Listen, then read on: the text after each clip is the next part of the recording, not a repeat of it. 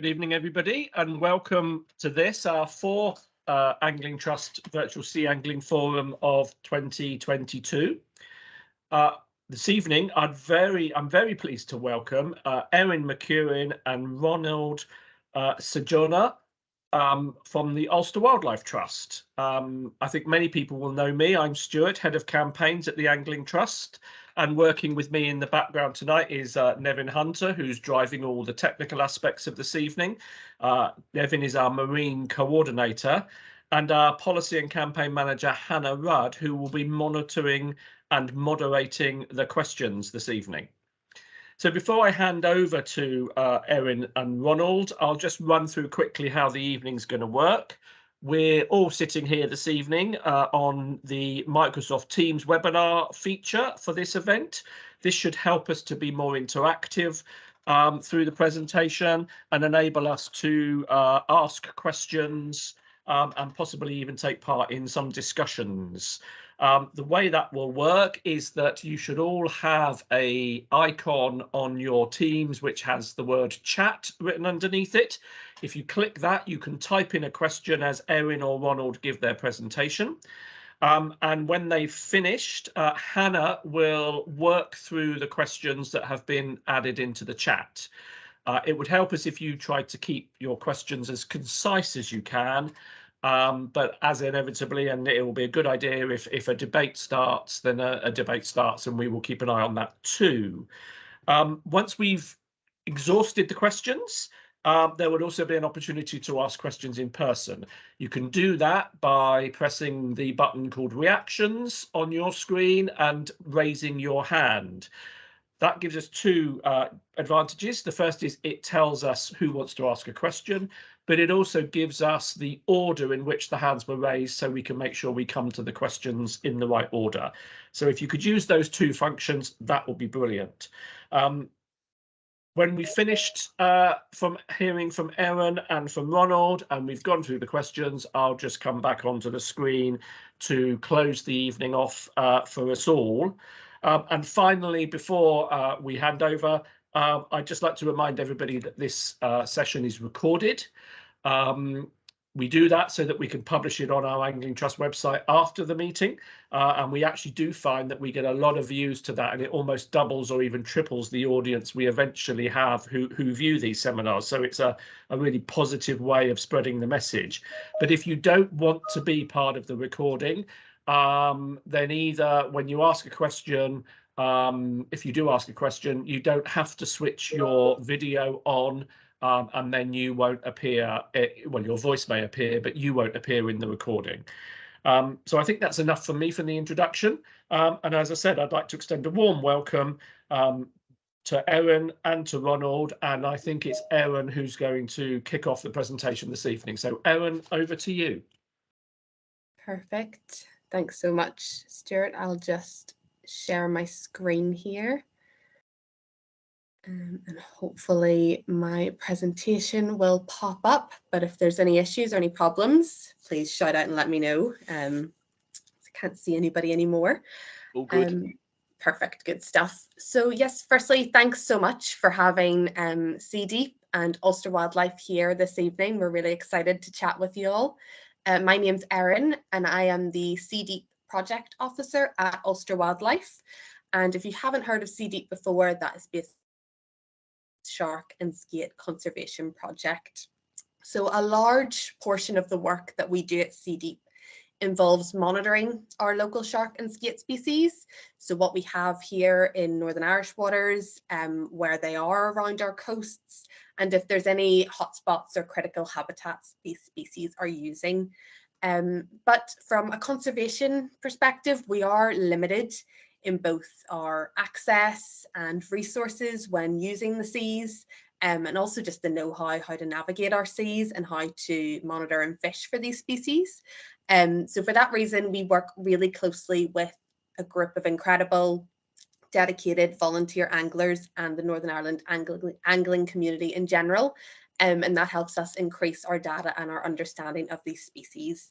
So this evening, I'm going to just chat through our work and hopefully highlight what is possible when the fishing community and conservation researchers work side by side. And as Stuart mentioned, we also have Ronald here, who's one of our most dedicated anglers. And once I've finished chatting, he's going to share some experiences as well. So quickly this evening, I'm going to chat about our local species in Northern Ireland and what we kind of focus in on, a bit of context for what we're catching and tagging. And if you're familiar with any of these species, or if you have experience handling any of these species, we'd love to know. So yeah, please put it in the chat and we can discuss that afterwards. I'll also touch on the current status and how these populations of shark species are doing in Northern Irish waters. And then onto our angling community, the tagging training that we provide and what that entails, and just our Sea Deep community in general. And then some of the project achievements and what we've been able to find out by working alongside anglers here in Northern Ireland. So first off, where are we based, or where does Sea Deep operate? Well, we're based in Northern Ireland.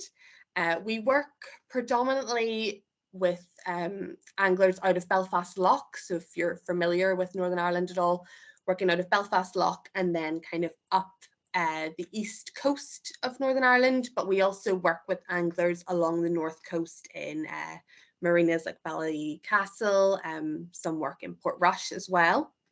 So trying to get a really wide reach right across the coastline. Locally, we have some really incredible shark and skate species here. We have about 20 resident species, but on average around 40 sharks, skates and rays have been recorded in Northern Irish waters. So there's a lot of species of interest. The first one that I want to highlight is one that you've maybe seen a bit about recently, is the porbeagle. So this would be the largest carnivorous shark species that we would get in our water. And if you've caught one or interacted with one of these species, again, please let us know. These guys can get quite big. They have been recorded to get, up to 3 meters. And recently there was one actually tagged in the last few weeks off the coast of Donegal, which I believe is over 2 meters, which is incredible. And a lot of the ones that we've tagged for the project are, kind of 1.5 meters, around that size. From our work, we know they're mainly found off Malin Head, which is the northwest corner of Ireland, around that Donegal region. As a species, they're believed to be highly migratory. I know there was a study where one individual was tagged off the west coast of Ireland, and 7 years later, that same individual was recaptured off the coast of Canada. So they're making those massive migrations. But we also now are starting to think that there might be some specifically females using that area around Malin Head, or showing a bit of site fidelity to that site and coming back there time and time again. So there's some research ongoing at the moment, which will hopefully uncover a little bit more on that. They are a livelier species, so they're not the easiest to handle. So that's where kind of training on best practice catch and release really comes into play to help mitigate stress or harm when tagging these species as well. We also have a real keen interest in spur dog or spiny dogfish. So a smaller shark species than the porbeagle. Maybe most of ours tagged are kind of around the meter in length. And we've tagged spur dog right around the Northern Irish coastline, so we know they're distributed quite well. And they tend to travel in large shoals, especially the females. They are one of my favorite species and truly fascinating species.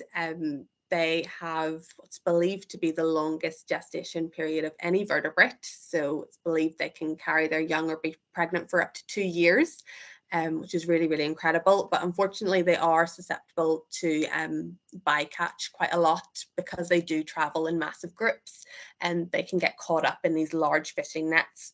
So that's why it's really important for us to know as much as possible about these species and monitor them a little bit more. We're also catching a lot of different skate species. So this includes thornback, which you can see pictured here, but also spotted rays, occasionally blonde rays as well. Obviously, these guys differ from shark species. They live predominantly on the seabed, have that different shape. The thornback, for example, is distributed again quite widely around our coast, but our tagging data has shown that we do kind of have areas along the north coast which show aggregations of females together at certain times of year. So that is kind of giving us an insight into how these species are using the coast, and if there are potentially important sites, for example, nursery grounds, that we would want to monitor more, so we can, if that is the case, advocate for a little bit more protection at these sites. But tagging, when it comes to any of our skate species, throws up a lot of questions. So, for example, we have a lot of spotted ray egg cases that will wash up on our coasts, but we're not catching a lot of spotted rays out at sea. So that's why the monitoring, or the continuation of monitoring, is so important, to learn a little bit more about these elusive species. Another species that I'm sure you're all well familiar with is the dogfish, or small spotted cat shark. So maybe not the most popular of species, can sometimes maybe be a bit more of a hindrance for anglers, that you just pull them up with every line. But this is our most common shark species. In Northern Irish waters, they're found pretty much throughout our entire coastal waters.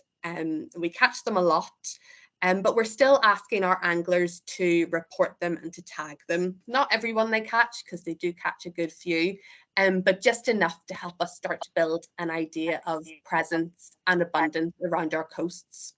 So, for example, we used to have a lot of this species in Strangford Lough, which is a really important area for biodiversity in Northern Ireland. However, they were historically overfished and numbers plummeted, and a survey carried out by Sea Deep in 2018 showed that this species was no longer existent in the loch, or didn't use the loch.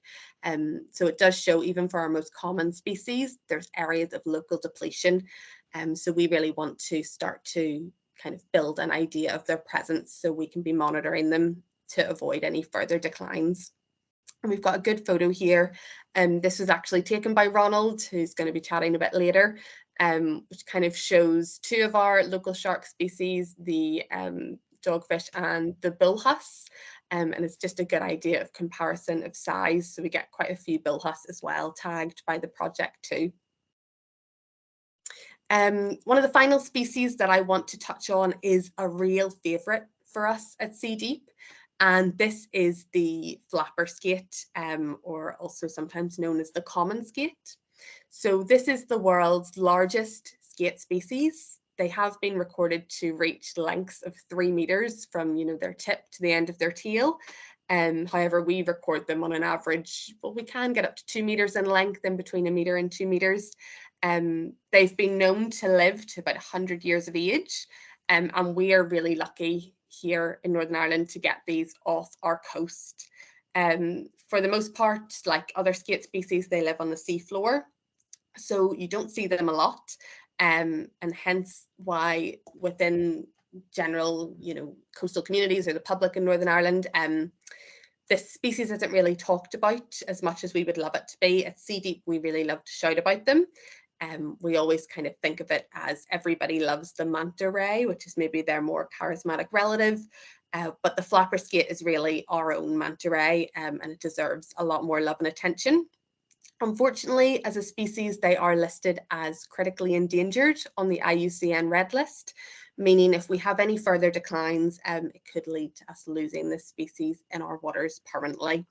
And also, it's important to note, in our waters in Northern Ireland, the flapper skate is protected under the Wildlife Order, which means you need a permit and a licence from the Department of Agriculture, Environment and Rural Affairs here to want to catch this species or target it in any way as well. So it is protected. Just another image of them on the seabed. I did have a video, but it wasn't working very well. It was quite jumpy, which I wanted to use to show the size of them, but they really are incredible. They are massive. And I believe in Scotland, I found out recently that they actually refer to them, the anglers working there call them barn doors sometimes, just because of the size of them. If they are tagging them, the kind of scale is massive.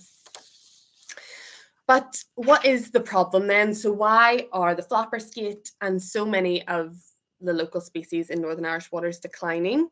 and why is it important for us to want to monitor them and kind of halt this downward trajectory? Well, sharks and skates have been historically overfished in Northern Ireland waters. So I've got two photos here. I think these are from the early 1970s, and these were actually taken in Strangford Lough, where we used to have several species of flapper skate and other shark species were present. We actually found brochures that were, I think from the 1960s, and they advertised Strangford Lough right throughout Europe as kind of one of the top places to come to fish for these species, particularly the flapper skate, which of course, given the size, it's such an impressive species, people wanted to come and they wanted to be able to catch it. So people would flock from all over Europe.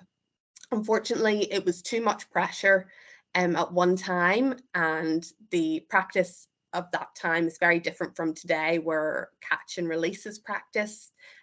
For the flapper skate, it was more catch and kill. So that really just made this species crash, and they haven't really recovered in numbers like they were historically. There would also have been targeted fisheries for species. However, when populations became so low, a lot of these fisheries were no longer viable. And in fact, the flapper skate was the first elasmobranch species in the world to be declared unviable to be fished commercially, as numbers just got so low, and unfortunately they remain that way today. So it's important to ask, why have they not bounced back? You know, the flapper skate now is a protected species and they're not being commercially fished. You know, they're being released if caught. So with a lot of our sharks and skates, why is there not kind of been this population bounce back? But it's important to note that for sharks, skates and rays, they're all really slow growing species. So it takes them a long time to firstly reach maturity. The spur dog's quite a good example of this again. I think it takes them until they're about 14 until they're ready to reproduce. Then a lot of the species, including the spur dog, have those long pregnancies. So for example, if you're a spur dog, it's 14 years till you can have young, and then it's a further 2 years until you can introduce those young into the populations again. So that's a long time to go without, you know, being threatened or kind of having a high mortality on the species in our oceans. They also have small litters, so unlike maybe more bony fish that will spawn quite a lot of eggs at one time, some of these species will only have, you know, 3 or 4 pups at once. And then considerate of them, they'll have resting years, so there's no guarantee that once they are mature, they will reproduce and have young every year from that point on. So all those characteristics in combination with, you know, how historically they've been overfished and the threats these species face now in our seas has meant that they've really plummeted and are struggling to kind of bounce back in any way. A lot of these species also use more coastal areas as inshore nursery grounds for their young. And again, in the past, that worked well because these areas were more sheltered and they were shallow sites. So it gave, you know, protection for either egg cases or for young in their most vulnerable early years. But unfortunately now, with our coasts becoming so busy, you know, you've got a lot more activity, tourism, pollution, infrastructure in these sites. So they're maybe not as safe as they were historically, or we're losing them altogether. And finally, some sharks have what we call site fidelity. So basically they have home sites that they'll return to or they'll frequent quite a lot. So while some species, like for example, the porbeagle we touched on earlier, will migrate really long distances, some will actually stay resident in one area. Now, this can be of benefit from a conservation standpoint because if you know where they are, it's really useful. You can sometimes put protection measures in place. But if you don't, and say there's habitat destruction or someone wants to target that species, or there's pollution, that can be a real threat to a really large number of the population at once. So it's kind of a combination of all these elements that makes these species, we think, some of the most vulnerable in our seas. And yeah, this has resulted in a lot of vulnerable species here in Ireland. So right across Irish waters, there's about 71 species, 58 of which have been assessed. and the majority of them fall from near threatened down to critically endangered on the IUCN red list, and that's something we want to halt, those declines. So why should we be worried? Why do we want healthy shark and skate populations?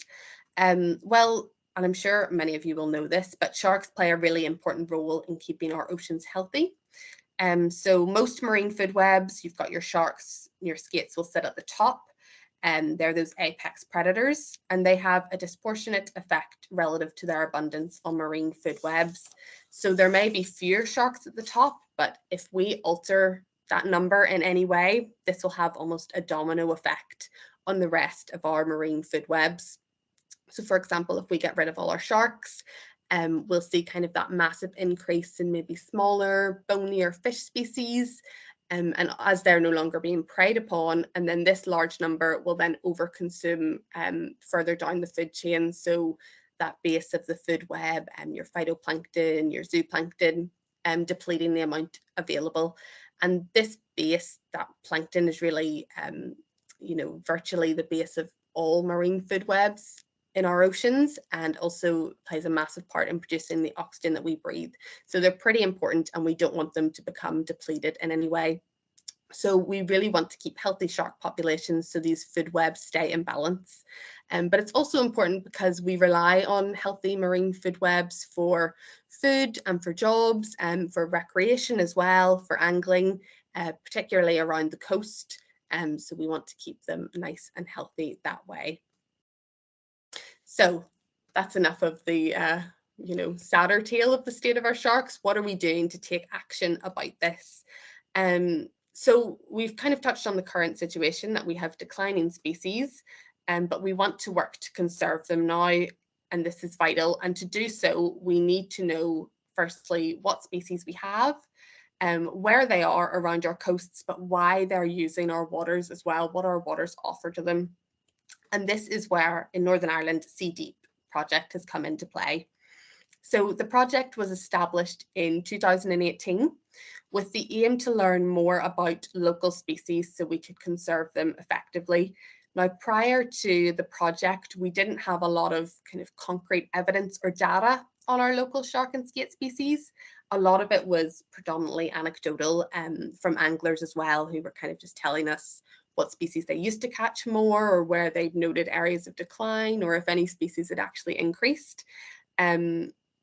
So we needed to start to build, some proper data from this. From a conservation perspective, we just didn't have the resources, the skill set, or the knowledge to go out to sea, monitor these species, and then achieve the kind of project goals that we wanted to. So this is where we started to work with and gained so much support from the NI angling community, and where their work comes into play. So we have worked alongside volunteer anglers. We work to train them up in best practice tagging training. So this training covers catch techniques, so the best way to catch, the best equipment to be using, how to then tag species correctly, so where to tag, how to handle species when you're moving them into the boat and off the boat, and then also right down to release. But our training also covers shark biology, our local species, and the importance of shark conservation. So really going into why we need healthy shark populations. And through that, we've been able to build a really incredible conservation-focused angling community here in Northern Ireland, which is really incredible, with a lot of anglers with a lot of passion to want to go out and work to tag these species. We carry out sessions throughout the year, both at sea and at land, but we always like to get out to sea with our anglers to get them, trained up in actually tagging species, and get that experience. And we do deliver group training, but we've also done more one-on-one training as well. We're pretty flexible that way. Then we also provide equipment, which is completely free. And it's important to note that our training is also completely free that way too. And then we are able to direct any of our anglers who we've trained up to our website, which you can see at the bottom there, where they can then record their submissions and their data and just easily transfer that to us, so we're able to get a hold of it. So some of the resources that we've been able to provide, you should be able to see here. We've got a best practice poster, and you can get this on our website if you want to have a look. But this is available for all our anglers. It's basically just a summary of all our training, so you don't have to remember it all. We've also distributed these posters to a lot of our local harbour authorities just to raise general awareness, direct other sea users towards Sea Deep too, but just let anybody who is kind of catching these species and isn't part of the project have an idea of how to handle them to kind of mitigate any harm to the species in general. Within our kits then, we have some other resources. So we have a minimum and maximum species size tagging sheets. So just reminders of what tools to use when you're tagging certain species, and also when a species is too small that you should avoid tagging and just release them back into the water. We also then have recording sheets with a lot of details so we can get as much information from when the guys are out at sea as possible. And then tagging guns and tags as well. And each one of our tags, we're using T-bar tags mainly. They'll have Sea Deep's information and a unique ID number on them as well. So if we get any recaptures, we're able to look back at our data and get an idea of where this species is moving around our coasts. So what have we been able to achieve? Well, we currently have about 80 local anglers trained up through the Sea Deep project. And we've tagged about 639 species so far. So a really incredible effort. The most being tagged by one angler is 124 species. I don't want to embarrass him, but that is Ronald. So he'll be chatting in a moment. So he's got a lot of experience tagging for us.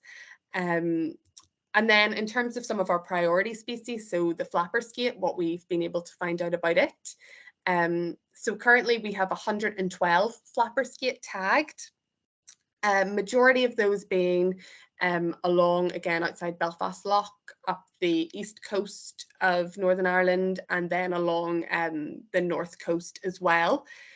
We do have a very small recapture rate for our flapper skate, but it is early days, and a lot of projects like this, you know, you need to be tagging a lot more and having a lot more people out tagging to start to increase the likelihood of that recapture rate as well.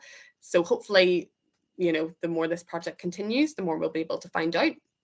And we have 13 anglers who are licensed to tag the flapper skate. So as I said before, if you want to target flapper skate at all in Northern Irish waters, you have to be tagged, or you have to be permitted to do so. You have to have a license.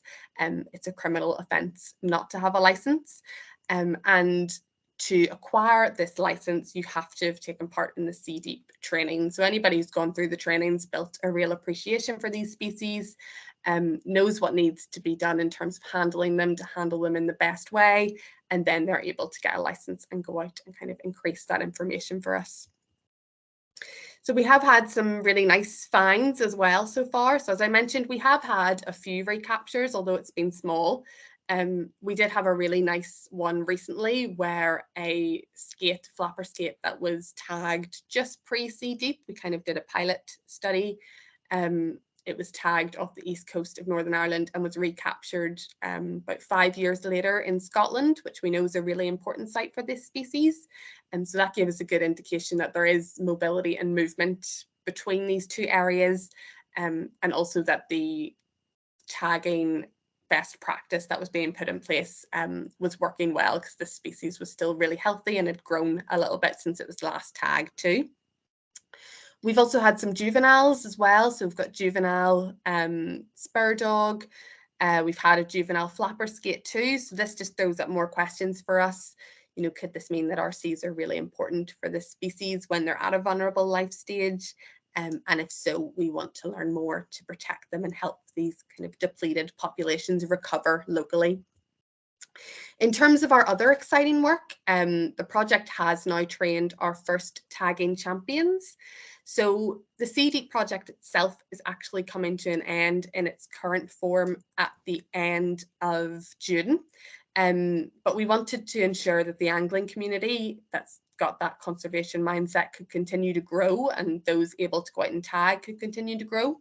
So we trained up our most dedicated volunteer anglers to deliver our tagging training themselves. So they are now equipped to do so, and they can continue to go out to harbours and marina, train other interested anglers up and sustain that work post-project as well, which is really, really great. We also work closely alongside the Belfast Loch Angling and Conservation Club. So this is the first angling club in Northern Ireland to have kind of a conservation-based work as its focus. And the club was founded by CDEEP volunteers, so Michael Gaw, and all new members who join are really encouraged to take the training on. So it really just shows, and again, I'm going to emphasize just how grateful we are for kind of the enthusiasm from the angling community here and all the support. And we're really gaining some incredible insights that just wouldn't be possible without them and the work they do, which is amazing. Other than that, we do just also have some educational training resources that we've been using at CDEEP. So this is our 3D life-size flapper skate. It's called Tag. And we've used Tag in our training with the anglers as well, just to allow them to get an appreciation of scale and size and to show how to handle this species and where to tag them, so they're using best practice. But also we bring Tag out to public events just to help raise species awareness in general, and kind of, yeah, enlighten people to that we have this incredible species here locally and we want to do everything we can do to conserve it. So before I pass you on to Ronald, just to say a little bit, I just want to say thank you so much for listening again. Our website's up there, CDEEP NI, so please feel free to have a look through that. We've got loads of resources and more information on the tagging training. You can also see our email address is on the website and is below there. So any other questions, if you don't get a chance to bring them up this evening, please get in touch. We'd love to hear them and kind of continue this conversation because it's really interesting work. And we also have at the bottom just our, we're on social media, we're on Instagram and we're on Twitter. So you can follow the project there just to kind of keep an idea of the work we've been doing and where the project's going from here on in, because as I said, we're kind of coming to an end of the current stage and we're hoping to adapt and evolve the project a little bit more. I will stop sharing my screen. Hopefully everybody's still there and everybody can still hear me. And I think if Ronald is about. Yeah, no, I've managed to get my IT problem sorted because my laptop crashed earlier, so I had to reset and get another one on the go. So hopefully you can hear me now. Always the fear. Yeah.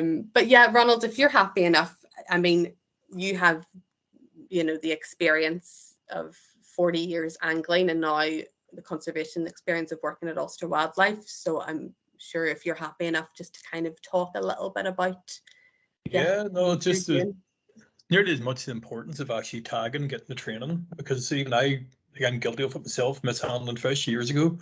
You're holding fish up to the tail or spur dog, you're holding them wrong, sharks, you weren't really supporting them properly.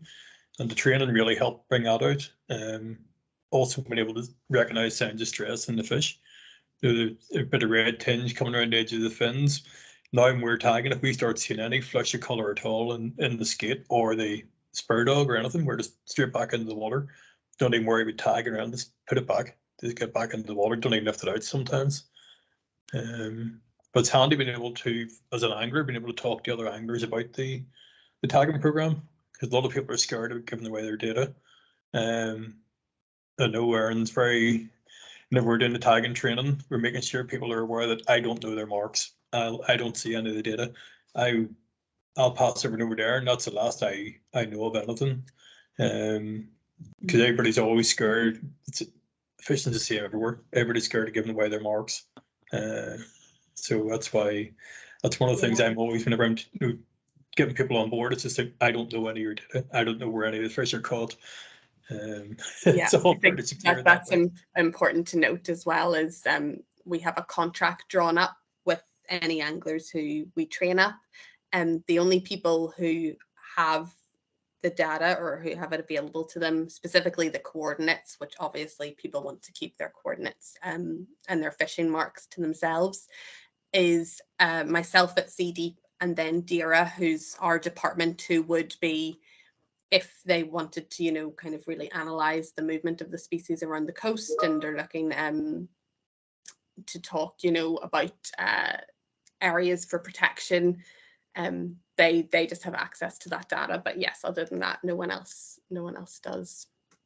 Yeah, it's just good as well, you know, to work with the department who do the licensing. You know, we're now working towards best practice guidelines, you know, where we can sort of tell them realistically what we're doing, you know, how we're fishing for them. So whenever they start bringing out different rules, you can get a wee bit of accommodation, just even for photographing the fish. As long as we're photographing, not posing for a photo, so long as we photograph the fish when we're working with it, putting it on a map, put the tag in or something like that, but you're not looking up and smiling at the cameras.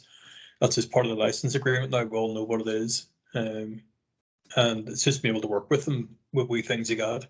Where before they were just like no photographs, where now they're starting to soften a wee bit, where you can actually at least, you know, get a photograph of your fish, which everybody wants to get at some stage.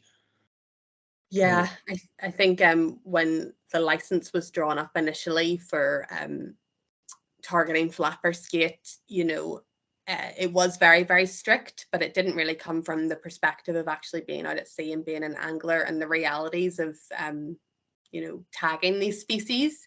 I think initially there had always been the idea that you wanted to tag the species in the water or from the side of the boat.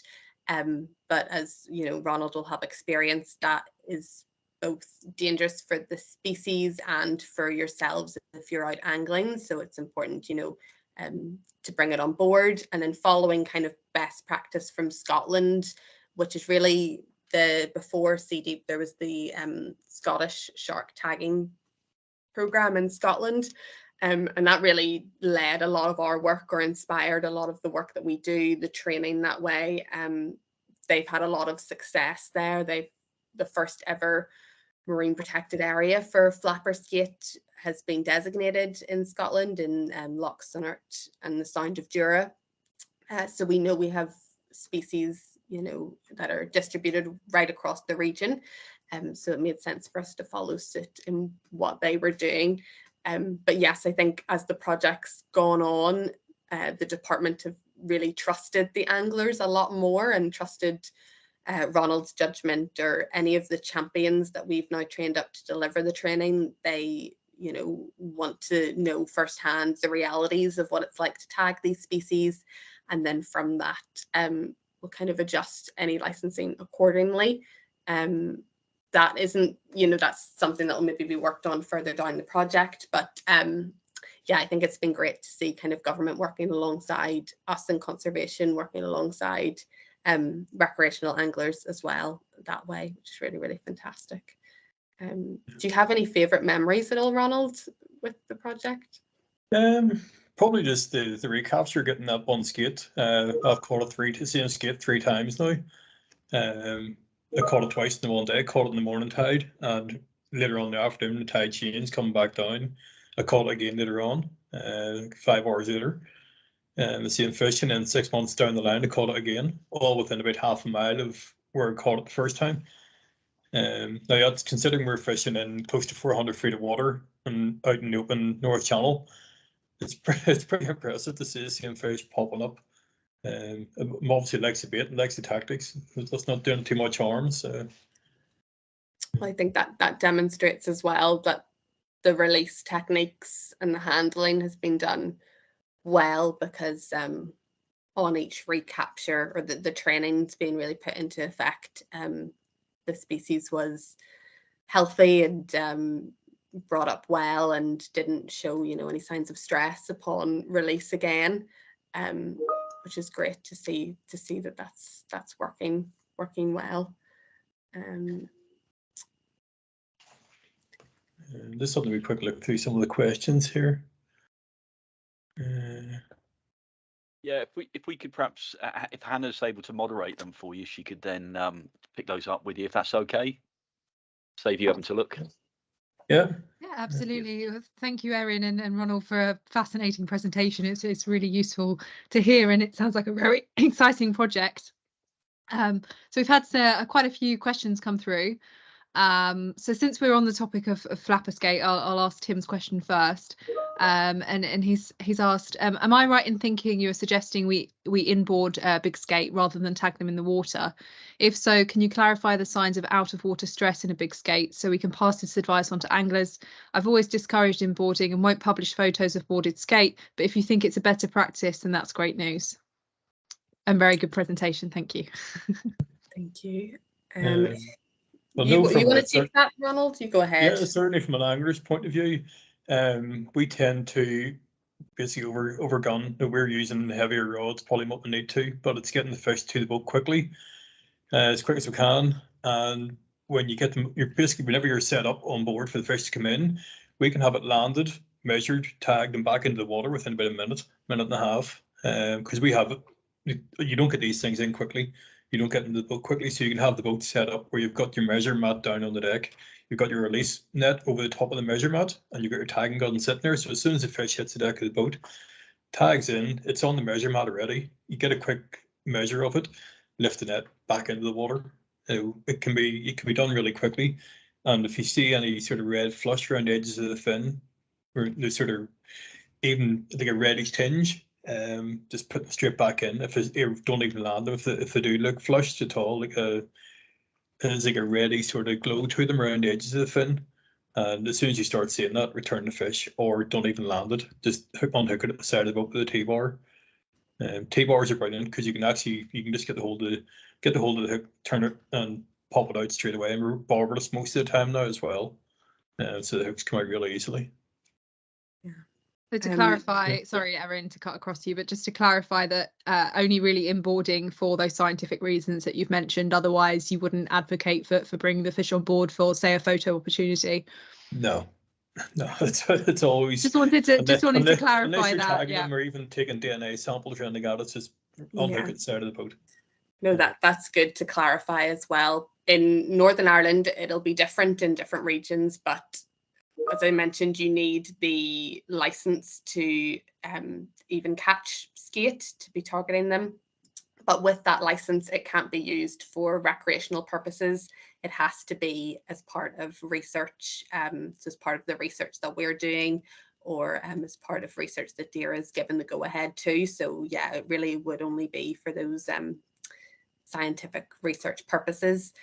Another reason that kind of having them fully out of the water is maybe going to have a bit of more of a benefit further down the line is quite a lot of research is looking at how each skate, the spot patterns along their back is unique to individuals. Now it's still early days, but we think that could potentially be a way to also ID them or identify any recaptures, and that would even, if this is a way that's found to work, reduce the likelihood of even needing to tag, which can slow down the time spent out of the water even that little bit more further. So as Ronald said, yeah, it's a very, very quick process, but only ever boarding them for scientific reasons that way too. Perfect, thank you. And we've had a similar question in on poor beagles and larger blues. So what would your advice be for that? Both, obviously, I mean, sometimes there are rare situations where you need to do that. So I don't know if you want to give some more colour on what those might be and how best to decide there and then what is in the best interest of the welfare of the fish. Generally, anything over about 1.5 meters, and poor beagles or blues, just tag them at the side of the boat. They're not worth the trouble of landing them because they thrash about, they damage themselves, they damage their rods, they end up with broken eyes and all sorts of. Especially since we were always fishing small boats, we're only sort of 17 to 21 feet boats. There's not an awful lot of room anyway. If you get a full size skate in, sort of 2.2 meters long, 2 meters wide, there's not a lot of deck space there. Poor beagles don't give you an awful lot of room for leeway for in around the deck of the boat. They just tend to latch on to things, whether it's your seat box or your toes or waterproofs. One pair of waterproofs destroyed by a tow. It left me 2 cracking half moon marks out of the thigh of the waterproofs. Where it sort of tagged me in the way in. So no, generally blues and poor beagles we don't even. But small ones, sort of 60 or 70 pound, that you can lift out of the water this easily, quickly tag them back in again. But anything bigger, just tag them alongside the boat. They're not worth the trouble. It's too much hassle, too much damage. You find, Ronald, because of the shape of, you know, the poor beagle and the blue compared to the flatter shape of the flapper skate, it's easier to tag them. Yeah, poor beagles especially are a bit of a handful.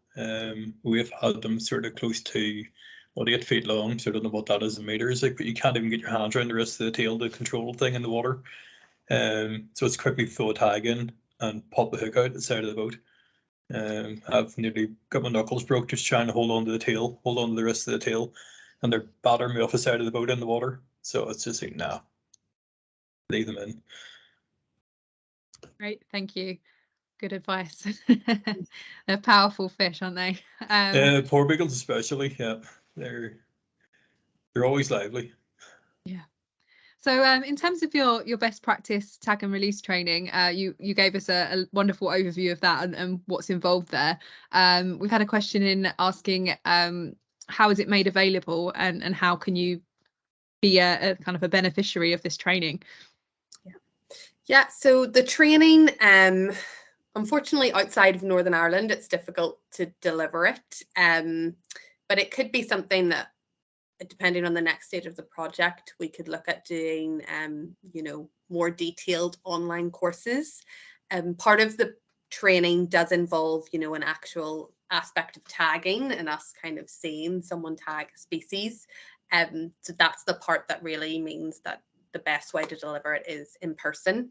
But you can, as I said, get our best practice poster, which is on our website, and I'll send the links around to those so they can be sent out. Now, that doesn't mean that you've, you know, partaken in CDEEP training or that you are, you know, a CDEEP volunteer in that way. But it provides a lot of information on, you know, if you are catching these species or if you incidentally catch these species, how to handle them when you have them, the best way to release them, just to kind of mitigate any harm to the species and to yourself as an angler.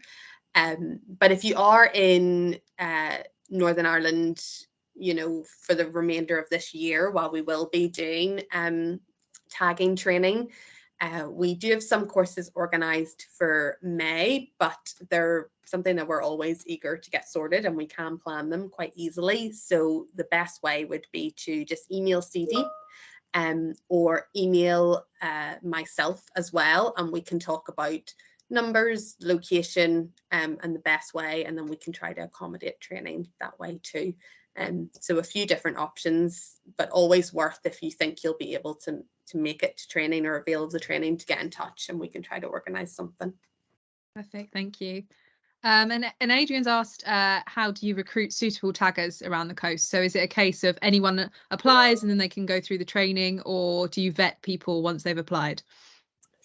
Yeah, so I think when the project started, we tried to advertise at marinas or do it on social media, but we found the best way was really word of mouth. So we were quite lucky because Ronald is obviously an angler with a lot of experience and knows a lot of people in the community, but he also works at Ulster Wildlife. So he was kind of our in, and he helped facilitate a lot of the early conversations that got or encouraged people, persuaded people to want to take part in the training to start off. And since that, because people have found the training so useful, we've kind of just been able to steamroll it that way. At the moment, I tend to just reach out to marinas or harbours and put a word out that way. We don't do any vetting or anything. Absolutely anybody who's interested can come along and take part in the training. The way the training's designed is really to ensure that you leave not just knowing, you know, this is how you tag in the best way, but also with like a real appreciation for the species and the importance of wanting to tag for them, and how valuable someone within, you know, the angling community can be in helping us that way. So we've been really, really lucky. We've just kind of kept going from there and built a really incredible community of people who will always get in touch if, you know, they've seen anything interesting or feel like they can chat to us or have any questions with us that way. So yeah, Northern Ireland's not too big, which is kind of good for us as well. So everybody tends to know everybody as well. So yeah, we've just been able to put out communication through harbours that way. And the training sessions always seem to get a lot of interest, so it helps us build them. Brilliant. That's great to hear. Thanks, Erin.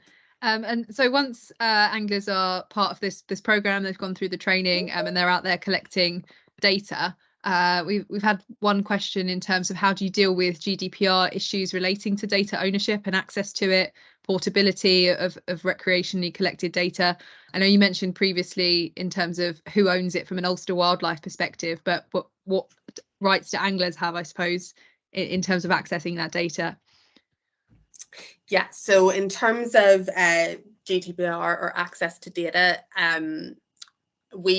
everything is completely confidential. We will store all data within Ulster Wildlife System. It's password encrypted. I'm the only person who can actually access it in that way. So no one else is able to get any access to that. Of course, the individual angler can always access or get access to their, past coordinates that they've submitted through us, simply by communicating with us that way. It's all online for the most part, so we're able just to take it from our online submission form directly, but occasionally people will, fill in registration forms at each training, and we just shred those immediately after we've inputted the data into our computer system that way. And similar with coordinates of actual locations, so nobody has access to them. For example, I mentioned Ronald works at Ulster Wildlife, but he cannot get access to them in any way, shape or form. There's no priority there. It would just be myself in the CD project, and the only other people who can see coordinates are DAERA, so our department, but they don't have access to angler details or phone numbers or communication or anything that way. That would just be ourselves. Another thing we have that I forgot to mention was a newsletter as well. So one of the things that anglers can do when they do sign up with us is leave an email address with us. It's an option. They don't have to sign up to a newsletter, but it's also been quite a nice way to communicate and build the community and keep people informed. That seems to work well too. Perfect, thank you. So staying on the topic of data, a lot of the species that we've spoken about move quite a fair amount. So cross-boundary collaboration is important. So we've had a question from Miguel who says many species are known to shift between Northern Ireland and Scotland. Very important that this angling data is collected on a UK basis. What are your plans for that? Are you talking with other people from other countries, or is this something more on the horizon? Yes, yeah, we completely agree and are very aware of that, and are hopefully now with the next phase of the project trying to grow our communications that way. We've been in contact quite a bit with Nature Scott recently about putting our data down together, analysing movements.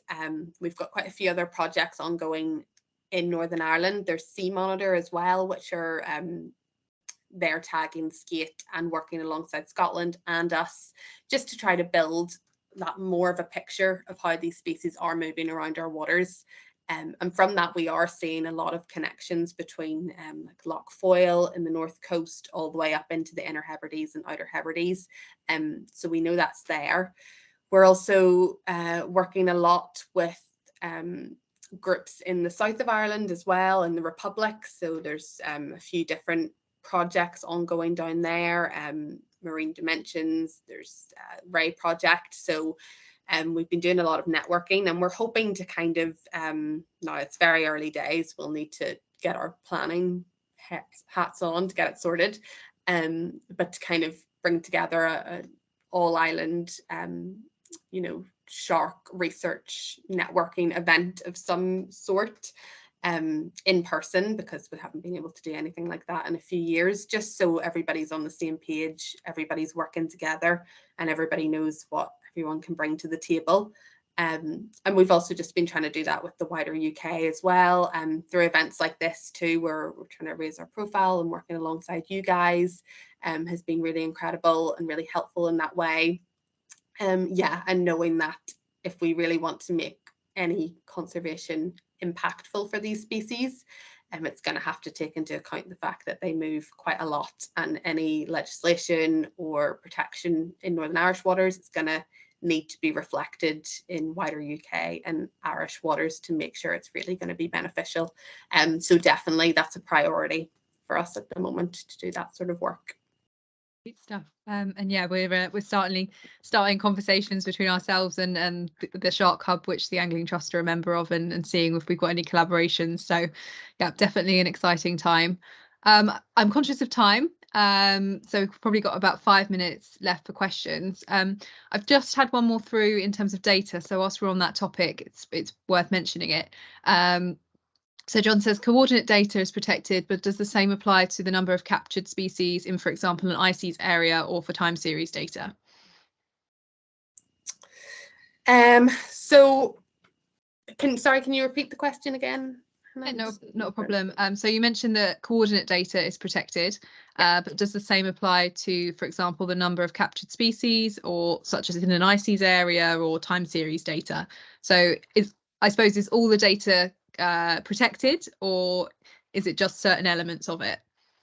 Yes, so the coordinates are protected.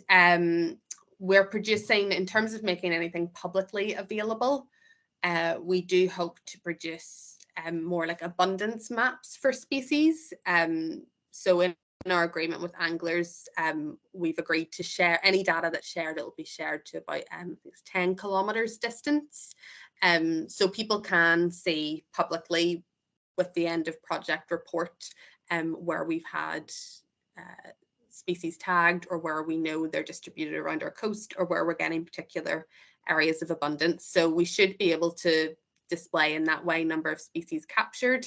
It's just that coordinate, those exact fishing marks, will remain anonymous to that level of detail. And hopefully that answers that question. Perfect, thank you. Yeah, John, if you need any more clarity, feel free to drop us a message in the box. I appear to have messed up timings, and actually we're due to close at 8:30 if you've both got the time. So I'll crack on with the questions. That's more coffee. So still on the subject of data and building this trust between the conservation and science community with the recreational angling community, how have you found that as a challenge, and what have you done to kind of build the bridge between both communities that historically there's been some burning of those bridges, shall we say? So what challenges have you had, and how have you overcome them? Yeah, maybe I can say something quickly first, Ronald, and then you can talk from your experience. I find it really positive, just personally. I've been working with Sea Deep now for just over a year. So I suppose in a way I'm quite lucky. I've come in when a lot of the work's been done to build those connections so far. But I've found, yeah, for the most part, when we reach out to a certain community or a town where we know there's you know, a really strong fishing presence, or there's anglers there, for the most part there's an eagerness to at least communicate with us and chat and sit around the table and see what we're about, and we totally appreciate that, even just, you know, making those connections in the first place. So yeah, and any of the training we've done, you know, if I've delivered a training session in, say, Ballycastle, and I haven't met any of the anglers who are there before, this is their first time getting introduced to any of our work, the response afterwards has always been really positive, and just a lot of questions and a lot of eagerness. I think there's a real appreciation that if you want to keep, you know, we could almost have so many more species to tag in local waters if our populations are doing really well and are maintained or even increased within recreational angling, and then we'll also get that benefit of just our oceans being healthier in general from having healthy shark populations. So it's really seen as a win-win.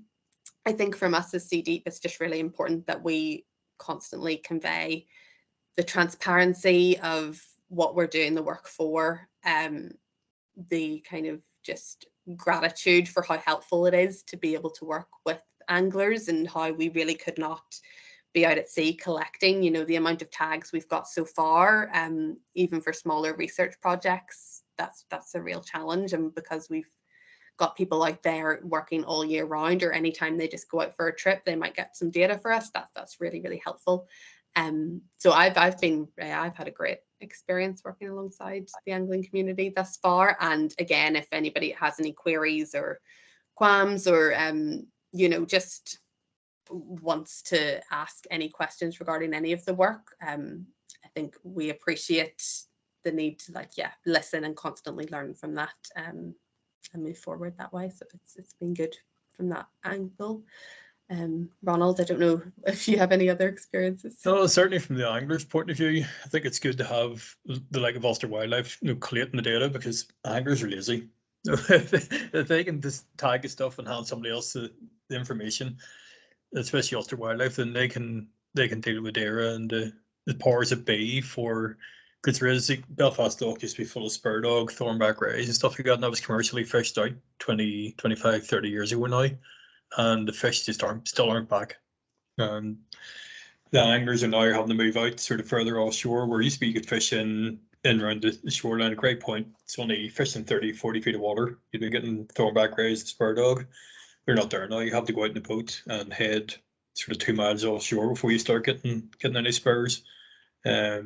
So if we can get that data collected to show, look, and even anecdotal, to say that we used to be able to get these fish here and now they're gone, purely because of commercial overfishing, to try and get some sort of protection in around the loch, or sort of strengthen the protection. So we have Ulster Wildlife on board. It's a feather in the anglers' caps as well. Ulster Wildlife are trusting us enough to train us up, get the data, get it all collected, and we do. Anglers are out putting a lot of hours in, and okay, they're not always tagging. Like, I don't tag every time I'm fishing. Generally, I tag most fish, but some days you get that many spur dog, you give up tagging. No, it's just you can't tag all the fish, but you make a note of that. You just say, we'll only tag 10 fish out of 50. That sort of way, because you hit a shoal spur dog, it can go a bit mad, and you just don't have time. You don't enjoy your fishing then because you're too busy trying to get tags in. But so long as you make a note of that, or even getting the juvenile spurs, sometimes they're hanging on to the skate bait. These things are only a foot long. You're fishing with a 3-pound goldfish for bait, and a baby spur is hanging on to it. Wee buggers won't let go, or the biting. You get the wee tiny wee sort of like a wee half moon shape with a bite of chunk out of your bait. And you go, oh, baby spurs are about. But again, you make a note of things like that. Baby taupe as well, maybe juveniles. So it just helps you get a bit more information about what's actually happening on the ground, that probably the fisheries officers wouldn't pick up, because they wouldn't see the like of that, nets and things. So anglers are probably the best feet on the ground for gathering information for that sort of thing. But it does help Ulster Wildlife. They're happy enough to take all our information and run with it. It benefits both of us. No, absolutely. I completely agree with everything you've both said there. And to just kind of 2 questions off of that. Firstly, are you working through this project with the commercial sector at all?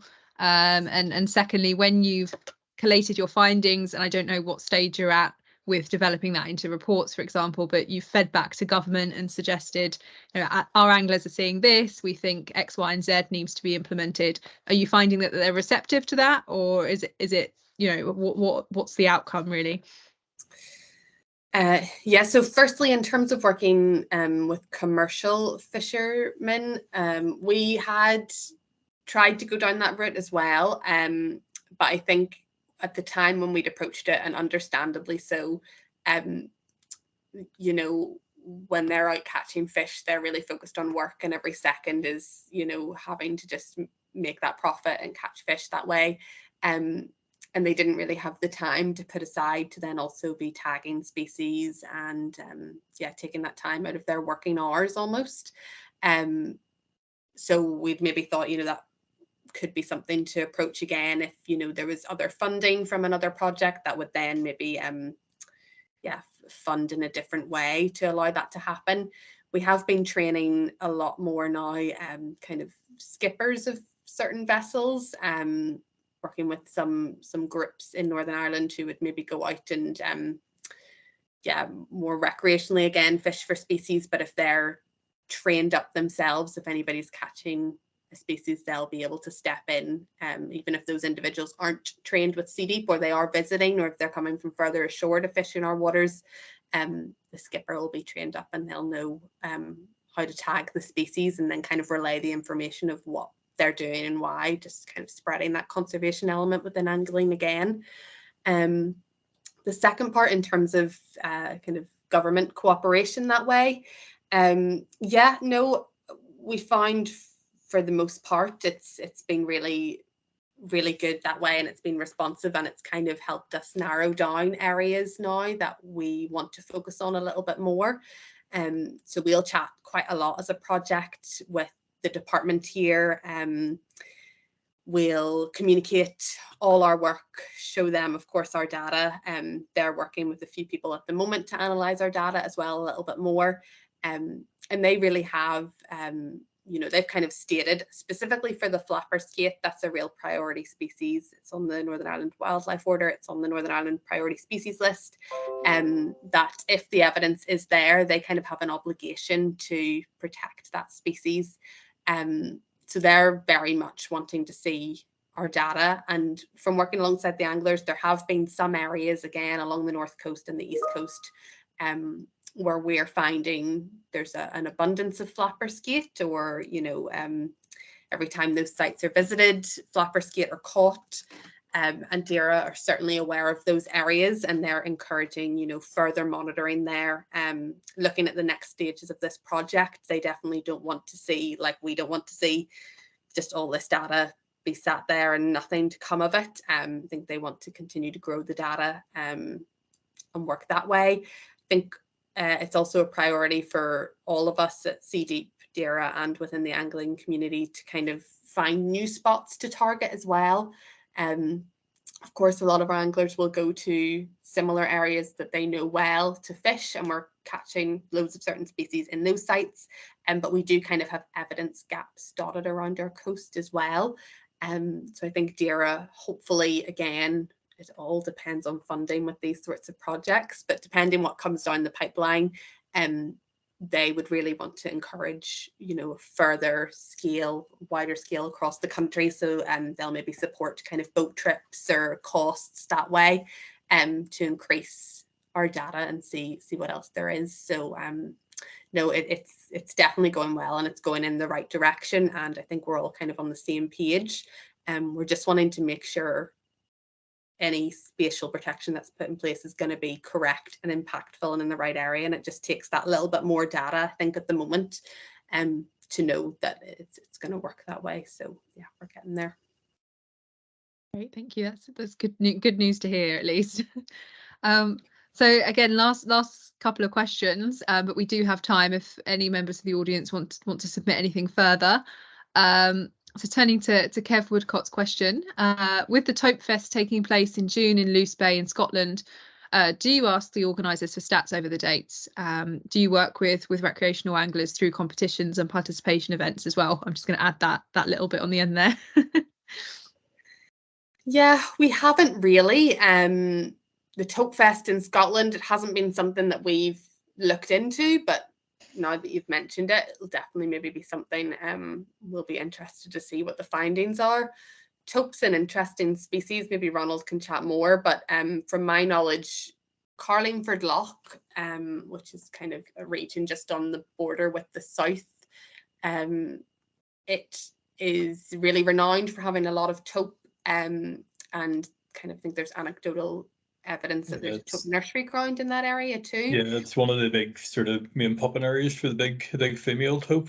Sort of 60-70 pound tope every year come out of there. But if you're fishing with small hooks, these smaller baits are white and things, you'd be tortured by all these baby tope. That'd be sort of 8 inches to a foot long, just massacring your bait.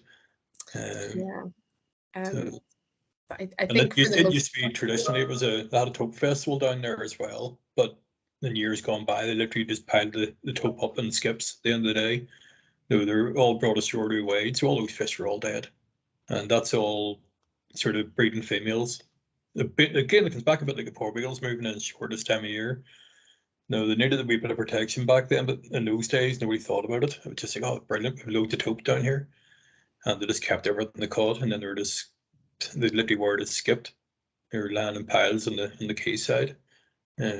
Hopefully now more people are starting to become aware of it. So it should be more better handling, releasing the fish at the side, especially the big females, just release them at the side of the boat. No, don't even bring them in. And do you think, again, this is, sorry, just a question, I'm hijacking the question session. Do you think education around things like how long these species live, how long they take to reach sexual maturity, how few pups they produce, do you think that is helpful in generating behavioural change? Because, I mean, from personal experience, when you speak to members of the public, not many of them realise how long it takes some of these species to reproduce for the first time. And it's kind of a take a step back moment. So I was just wondering whether in your experience you've encountered similar kind of experiences with anglers. I think so, certainly. When we deliver the training, we kind of always talk about those slow life history characteristics that make your shark skates and rays different, you know. And I think, yeah, people don't realize quite how long for some of the species, especially species that they're maybe coming across quite a lot in our waters, quite how long it can take for them to, yeah, become mature and to reproduce.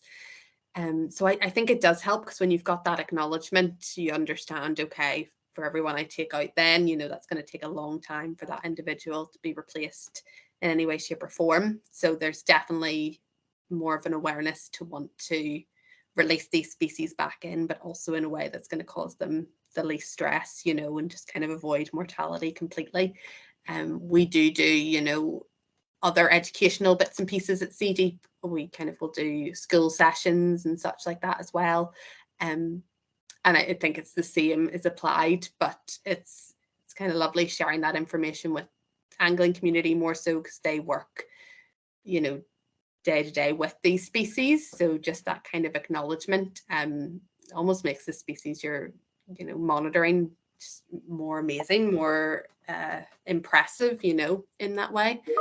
I don't know what you think about that, Ronald, or if you think when people find out that element. Yeah, certainly when people find out how long it takes like the spur dog to mature, the bit more appreciation of actually handling them properly. They'll have a bit more care over them. Not just throwing them back into the water, even with dogfish and stuff like that. You'll still see guys just throw them over the gunnels and won't even pay attention, dropping the fish into the water, just literally dogfish throw it over the side. I think maybe we should be handling that a bit better. Yes, it's a doggy, but it's a small shark. Now, they might be abundant at the minute, but 20 years down the line, if we keep doing that, they might not be. So you just have to look after often now. The smaller rays as well, just how to handle them properly. And seeing this, even the small rays, whenever they start getting stressed, they flush as well. So whenever you start seeing that, you put them back straight away, even though they're only wee tiny boys, sort of 7 or 8 pound weight. You just set them back into the water, let them recover properly, and let them, send them on. But no, definitely the training's very good from that point of view, where you find out more about the fish and you have more appreciation of what you're catching. Then learn a bit more about them. Interesting. Perfect. Thank you. So moving back to Sea Deep and kind of data sharing, I suppose, between anglers and Ulster Wildlife Trust. John's asked whether there's a copy of an agreement that the anglers sign and whether it's available publicly on the Sea Deep website. Is that something you'd be willing to share with him to take a look, or I'm not sure how confidential that information is for you guys? No, we do have copies. So at every training session, once the session's done, and if the anglers are happy with what they've learned and they want to take that next step and get the free equipment and kind of become part of our community, there is a registration form, and that will have all the all that element is entailed in that form, you know, kind of codes of conduct and GDPR and data handling, data sharing, what we'll do with your data, any questions are in that. I don't think it's public, but it's a blank form, so I can certainly send a copy onwards to anyone who's interested, even maybe to yourselves, and you can share that wider. just so you can see, yeah, the kind of stuff that we're asking. But that would really be once that's signed. And then we do kind of have like a 3-strike rule. Now, thankfully, we've never ever had to use it.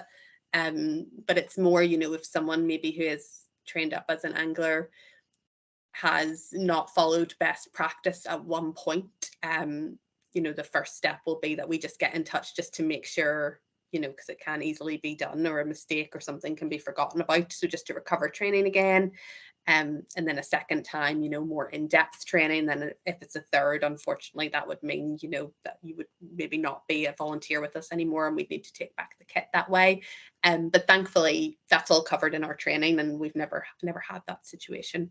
But I can certainly send that out. Yeah, so you can have a look at it.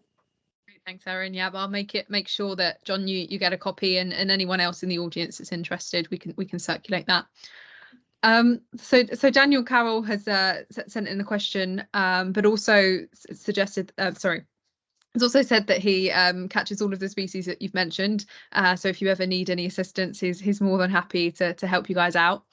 But his question is, do you think it would be a good idea to have a UK-wide project at some time in the future? Yeah, 100%. I think, yeah, any sort of project that encompasses a wider region that has everybody working together is only going to increase our knowledge of how these species are behaving in our waters. And with that information, yeah, let us know what we can do to protect them. Because as we know, you know, they don't respect borders that way. They move right throughout our waters. So yeah, that it's kind of crucial going forward. I think that everybody's collabing more, and one of the best ways to do that would kind of, yeah, have a project where everybody's got the same aims, same objectives. It's just organizing that, and yeah, kind of getting the resources and the means to do it. But I certainly feel we would love that, and I can imagine anybody else in shark conservation right across the UK would be eager to do something similar. So yeah, fingers crossed down the line. For the time being, there'll definitely be more collaboration, but it'd be great to get a project going at some point. It'd be great. Yeah, even just to see records of the actual movements of fish now, because until 4 years ago, we never got smooth hounds in around Belfast Loch, and they started sort of 4 years ago, disappeared out of nowhere, and there must have been like a warm plume of water come up, because the same year they started getting gilt-head bream up along the few more on the east coast there that you never really got before. So if you're tagging the like a smooth hound is suddenly appearing out of nowhere and keep on doing that, you can sort of see the movements of species that are maybe moving around sort of north or east or west or whatever, the ones that you don't normally get. So it's good to have those on record. Yeah, and going forward, I know like the undulate ray isn't really a species we would get in Northern Irish waters, but more for slightly warmer waters off the coast of South of Ireland, south of England. But studies have kind of shown that there are individuals moving further northwards, so that might be a species that we start to see in the future. It's kind of like a climate indicator species where it's moving if its habitat or the conditions that it likes are increasing that way. So yes, as Ronald said, to kind of have an idea of that data and that understanding now is going to make it easier to monitor in the future, definitely. Yeah, absolutely. Anglers are going to be central to that, recording those observations as our changing ocean with, you know, the climate induced shifts, predator prey dynamics changing. Very kind of exciting but nervous time because obviously not changes we want to see, but equally seeing the species that are moving around and what they're doing is certainly interesting from a scientific perspective.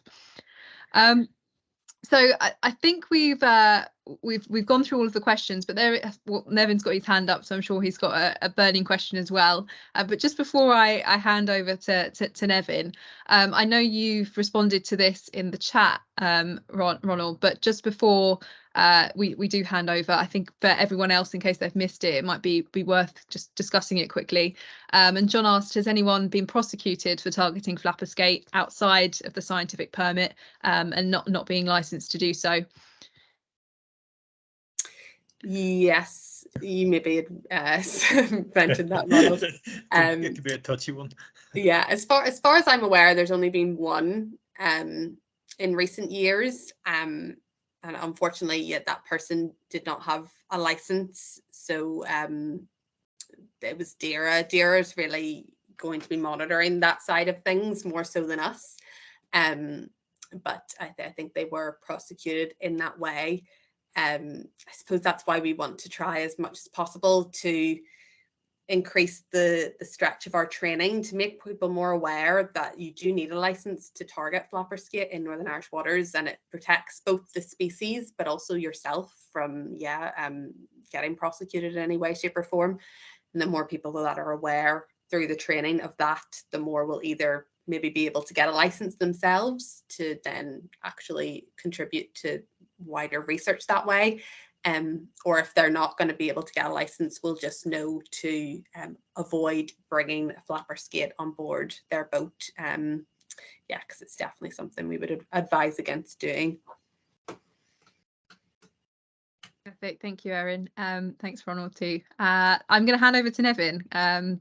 So, yep, off you. Yeah, thanks, Hannah. Yeah, look, my it's a question really, and it's a follow-on from some of the chat stuff that John's particularly raised around the issues of licensing. And I understand probably why he's asking the issues about the flapper skate, because the potential threat across England and Wales is that Paul Beagle could be added to Schedule 5 of the Wildlife and Countryside Act. If they're added to Schedule 5, which obviously you've got in the Northern Ireland order as well, effectively that you've got Schedule 5 species. I mean, not necessarily obviously Paul Beagle, but certainly the flapper skate. So the issue for us then is potentially under Section 16 of the Wildlife and Countryside Act across England and Wales, and in Scotland as well, there's a need to apply for licenses for scientific research purposes. My question really is, how has that worked in Northern Ireland then, in terms of how you do you, as Ulster Wildlife, apply for those licenses to and effectively sort of monitor that on behalf of DAERA? I'm certainly aware within England that it's each individual case basis that licenses are applied for. So that could have an implication for us potentially down the line with some of our species. So I'd be interested just to know how that works out. And am I right in saying that your wildlife order, where you've got the flapper skate, is the equivalent of the Wildlife and Countryside Act that covers England, Scotland and Wales, and the schedules are similar, although the species may be different? Am I right in thinking that? And you have a Section 18 license as opposed to a Section 16 license that we have over here? I believe so. I can double check. There's no real differences. More so just to check what the Wildlife and Countryside Act entails in full. But I'm thinking they're very similar in that way. So you apply for the licenses then, do you? Is that how it works? Yeah. So for flapper skate specifically, it'd be the only species that I would really work with, that I would need to work with people to apply for licenses.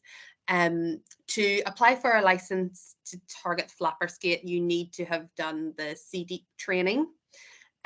So you take part in the training with us, and then at the end we usually ask people, is anybody interested in applying for the license to target flapper skate? One of the benefits maybe in Northern Ireland is it's quite small, and the angling community is quite small. So anybody who does, and maybe Ronald can say on this, but he would maybe know anybody who does want to catch flapper skate or has experience catching flapper skate, because you do need a little bit of experience to go out and then target them. They're not an easy species to be handling or bringing on board. You want to have that experience anyway. Then we will send them the link, which is on the DAERA website, for where you apply for the license. We kind of offer any help in that way. One of the elements of our license is that you have to have some sort of experience targeting flapper skate, which, as you can imagine, can be quite difficult because you need a license to target flapper skate. But yeah, we try to make sure that, for example, Ronald and some of our other anglers are really, really experienced in it and been doing it for a long time. So they're maybe communicating with individuals who would want to apply for a license. But after that, it's all completely at DAERA's discretion. Someone will put in for a license. We'll have said that they've done the training with us. But after that point, it'll be up to DAERA whether someone's permitted a license at that stage.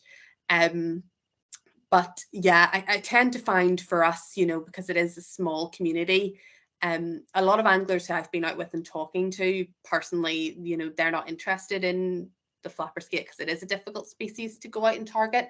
But of course, that's not going to apply for you guys when it comes to species that you have been targeting for so long now. But I wonder, is there anything you want to add on that, Ronald, at all, or? Well, sometimes even the plan for license, you can nearly use, you know, if people have been out fishing with us in the boats, you know, because generally a small boat, you'd have 2 or 3 anglers out in the one boat. So if you're somebody new to it, you can take them out a couple of times, get them a bit of experience actually built up on what's involved with the traces you're using, the setups, the gear you're using, and how you actually handle the fish, getting them into the boat. So they might not actually be fishing for them, or else we can hand them the rod all the time and say, this is what the fight's like, and you put the harness on them, the butt pad and stuff, and get them strapped in. Sometimes it's not for people. They come out and they try it once and they go, no, we don't like using 4-pound lead anchoring in 400 feet of water. It's not for the faint-hearted. It's sort of, we have fairly strong tides around here as well, so it's a fairly specialized way of fishing for them, even from the boats, from the setup. So it's a fairly small group of people wanting to do it.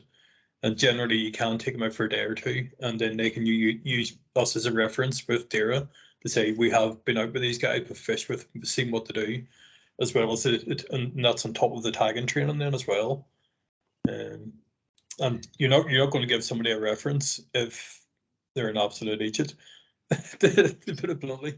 You're not going to stand over them because you don't want to chance losing your license because you've been a referee for somebody who is starting to do stuff wrong or doing something way off the game, what they're meant to be at.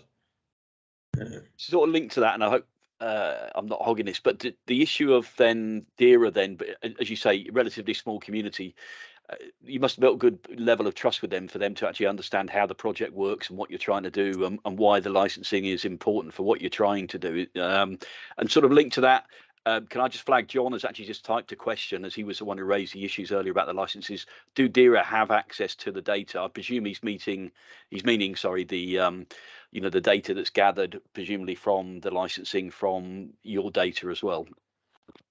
Yeah, so DAERA will have they have, anybody who's got a license, they'll have their details, so contact details, because it's more DAERA's license than ours in that way.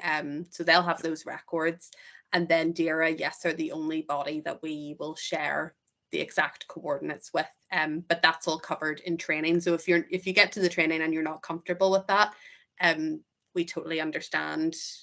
Then being a volunteer isn't for you in that way. But yes, DAERA would kind of be that department that we work closest with in that way. I know at the start, DAERA used to ask for us to report it yearly on our catch for the year. Now Aaron actually we've give Aaron our permission to pass on our information. It saves us having to do it, rather than sort of come to the start of the year, they're asking for, right, what did you catch last year? How many trips were you out? What fish did you tag? And all the rest. So Aaron has all that information already, so she can pass that on. It saves us having to sit for half an hour trying to work out all your catch records for the year to pass on to them. Yeah. We've been planning for quite a while, and unfortunately the weather's been really unforgiving this winter and we haven't been able to, but DAERA are really interested to get out on the boat with us as well and kind of see the tagging firsthand, because I think, there's an appreciation that what's done and written on a license maybe isn't actually going to be really realistic when you're out on a boat and you're actually tagging these species. So we really appreciate that they want to come out on the boat, mingle more with the anglers themselves, learn from them and adjust maybe the license accordingly, or make sure everybody's supported as possible. So yeah, they've been really supportive of the work, and I know that might not apply across the board with different groups, but fingers crossed going forward, with yourselves, that communication and transparency we found really important, and it needs to be there. Well, so if you're inviting them out in the boat, ask them, you can say to them, look, come on out with us anytime you want. You've nothing to hide. And they're more than happy then. They're thinking, well, they're keen to bring us out. We're inviting them, we come on ahead, and there's no problem, come out and see what we do. So we have nothing to hide. We're doing everything that we best practice that we can for the fish. when we're tagging them and stuff, and they're more than happy with that. Okay, that's great. Normally Hannah would finish and hand back to Stuart now, but I don't think there's any other questions that have come in. So Hannah, if you're happy, I will hand over to Stuart. Thanks. I'll say it from my point of view. Thanks for a great evening, and I'm sure everybody's enjoyed it. So Stuart, over to you. Yeah, thanks, Nevin, and I agree. A fantastic evening, really fascinating. So thank you very much, Erin and Ronald, and thanks for everybody posed questions and all the really interesting discussion. As I've said, we've been recording this session this evening, so we will be placing that on the C pages of our Angling Trust website. So any of you want to go back and review it or recommend your mates and things to have a look, it would be really good. We'll also be sending everybody who's attended this evening a feedback form, which Nevin will send out in the next couple of days. That's again to just get some feedback on how you felt the evening went, what improvements you'd like to see if you want to see any, but importantly as well for you to suggest maybe other topics that you might like to discuss on these virtual sea angling forums, because these are your forums, so it is always good to hear other topics you'd like us to arrange and to discuss on them. And finally, just to let you know that we have another forum coming up on the Thursday, the 19th of May. Won't be quite as big as Sharks this time. It's actually with the National Mullet Club. So we'll be hearing all about mullet and the National Mullet Club on the 19th of May, which I think will be a really interesting, evening as well. And a request that if you don't get our sea angling newsletter, do please sign up. You can do that via our website, and there we'll keep you informed of all of the things we're doing around sea angling, and also future forums that are coming up. So finally, I'd just like to thank Erin and Ronald for a really, really interesting evening. Thank you both very much. I hope we haven't taken up too much of your evening, and to thank everybody for attending, and hope to see you all again soon. So thank you and bye-bye. Bye guys, thank you.